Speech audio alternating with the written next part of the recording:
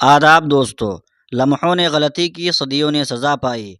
جناب اسدالدین اویسی صاحب میدان سیاست کے بادشاہ ہیں، تو وہیں حضرت مولانا خلیل الرحمن سجاد النعمانی صاحب میدان علم و عمل کے بادشاہ ہیں۔ دونوں ہمارے رہبر و رہنما ہیں۔ ہم علی الاعلان دونوں کو چاہتے ہیں، دونوں کا ادب و احترام کرتے ہیں اور کرتے رہیں گے انشاءاللہ العزیز۔ اختلاف رائے کسی سے بھی ہو سکتی ہے، اس میں کوئی برائی نہیں ہے۔ یہ بات حق ہے کہ جناب اسدالدین اویسی صاحب نے جذبات میں آ کر کچھ باتیں کہی ہیں جو کہ انسان عام طور سے جذبات اور جوش میں کہہ دیتا ہے، لیکن یہ بیان ان کے عام مزاج کے خلاف تھا، کیونکہ یہ بات بالکل عیاں ہے کہ اسدالدین اویسی صاحب ہمیشہ علماء کرام کی عزت کرتے ہیں اور ان کو اپنے سے بڑے اور اپنا قائد مانتے ہیں۔ لیکن آج جو سوشل میڈیا پر ہمارے سیاسی قائد کو نشانہ بنا رہے ہیں، ان سے چند سوالات ہیں کہ کیا ان جگہوں پر حضرت مولانا خلیل الرحمن سجاد النعمانی صاحب نے غلطی نہیں کی جب الیکشن کے شروعاتی مرحلے میں مجلس کے اعلیٰ کمان نے مہا وکاس اکھاڑی کو خط لکھا کہ MIM کو بھی گٹھ بندھن میں شامل کیا جائے، تو انہوں نے صاف انکار کر دیا اور کہا جہاں جہاں مجلس کے امیدوار تھے سب جگہ اپنے امیدوار کھڑے کر دیے۔ سوال یہ ہے کہ آخر مولانا اس مسئلے میں خاموش کیوں رہے؟ جب BJP کو ہرانا ہی تھا تو مہا وکاس اکھاڑی کے ذمہ داروں سے مولانا نے یہ بات کیوں نہیں کی کہ مجلس کو بھی ساتھ لے لو؟ سوال یہ بھی ہے کہ جب سب لوگ امتیاز جلیل صاحب کو جتانے کے لیے دعائیں کر رہے تھے، اس وقت مولانا نے آخر ان کی تائید کیوں نہیں کی، بلکہ ان کے مقابل میں کھڑا ہونے والے منافق اور غدار کی تائید کیوں کی، جبکہ مولانا کو خود یہ علم تھا کہ امتیاز جلیل صاحب ہی وہ لیڈر ہیں جو مسلمانوں کی لڑائی لڑ سکتے ہیں اور وہ بالکل جیت سکتے ہیں، اور ان کے مقابلے میں کھڑا ہونے والا ایک منافق اور غدار ہے جو جیتنا تو دور کی بات جیتنے کی ریس میں بھی نہیں ہے۔ اور یہ صرف اورنگ آباد کی سیٹ میں نہیں ہوا، بلکہ دیگر کئی سیٹوں کا معاملہ بھی اسی طرح ہے کہ مجلس کے خلاف تائید کرنے والے امیدواروں کو کہیں 2000 تو کہیں 4000 تو کہیں 8 یا 10,000 ووٹ ملے، اور قریب اتنے ہی ووٹوں سے مجلس کے امیدواروں کی ہار ہوئی۔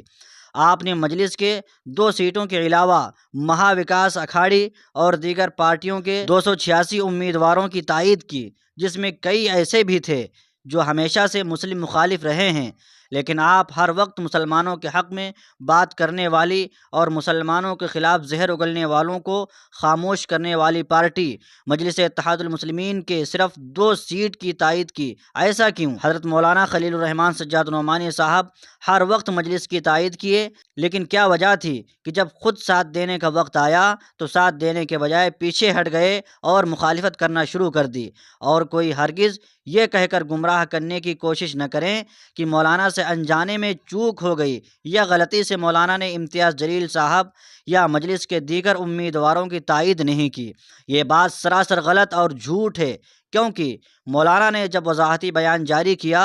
تو انہوں نے کہا کہ ہم نے بہت ہی غور و خوض کرنے کے بعد اور بہت سی جگہوں پر میں خود اور کچھ جگہوں پر میری ٹیم کے ریسرچ کے بعد ہی ان امیدواروں کے نام کا اعلان کیا گیا ہے جو بالکل جیت رہے ہیں۔ ہمیں BJP کو ہرانا ہے، اسی لیے ہم نے جیتنے والے امیدواروں کے ناموں کی لسٹ جاری کی ہے۔ اسی لیے سب مسلمان اور امیدواروں کو 100% ووٹ کریں، آپ مانیں یا نہ مانیں، مگر یہ حق ہے کہ مولانا کے اس تائیدی بیان کی وجہ سے مہاراشٹرا میں ہندو مسلم میں بلکہ مسلمانوں کے آپس میں فتویٰ یا بھگوا کے نام سے انتشار پیدا ہوا، اور صرف اورنگ آباد ہی نہیں بلکہ دیگر جگہوں پر بھی اس کا برا اثر ہوا۔ اگر مہا وکاس اکھاڑی جیت جاتی اور مولانا کے تائید کردہ امیدوار جیت جاتے تو تعریف کن کی ہوتی؟ جب ہار ہوئی ہے تو لوگوں کی ناراضگی بھی برداشت کرنی پڑے گی۔ کہ آج وہ وقت نہیں آ گیا کہ ہمارے اکابرین علماء کرام مجلس کا ساتھ دیں،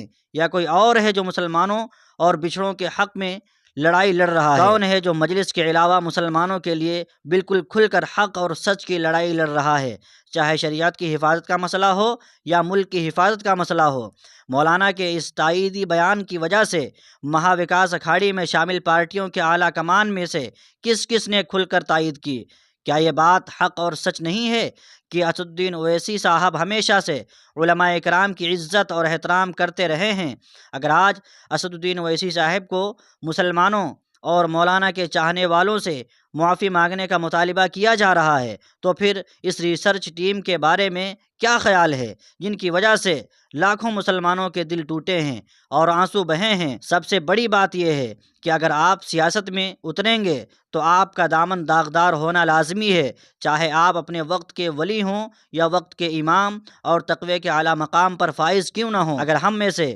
کوئی بھی اپنے آپ کو بالکل پاک صاف رکھنا چاہتے ہیں تو اپنے آپ کو سیاست سے دور رکھیں، یہ حقیقت ہے۔ یہ بات حق ہے کہ صرف مولانا کی وجہ بی جے پی اور اس کے ہمنوا دیگر پارٹیوں کی جیت اور مہا وکاس اکھاڑی کی ہار نہیں ہوئی ہے، بلکہ کئی وجوہات ہیں جس میں ای وی ایم اور پیسوں کا ننگا ناچ بھی ہے، لیکن ایک بڑی وجہ حضرت مولانا کا تائیدی بیان بھی ہے۔ اسی لیے ایم آئی ایم کے چاہنے والوں اور حضرت مولانا سے بغض رکھنے والوں کا بی جے پی کی جیت اور مہا وکاس اکھاڑی کی ہار کا مکمل ذمہ دار حضرت مولانا کو ٹھہرانا بھی انصاف کے خلاف ہے اور غلط بیانی پر مبنی ہے۔ کچھ غلطیاں صدیوں کی سزا دے جاتی ہیں۔ مہاراشٹرا کے مسلمانوں کے ساتھ یہی ہوا کہ اب 5 سال تک ظلم و زیادتی کی چکی میں پستے رہو، تمہاری آواز اٹھانے والا لوک سبھا یا ودھان سبھا میں کوئی نہیں ہے، جو تھے وہ بھی ہرا دیے گئے۔ جو لوگ سوشل میڈیا پر یک طرفہ باتیں کر رہے ہیں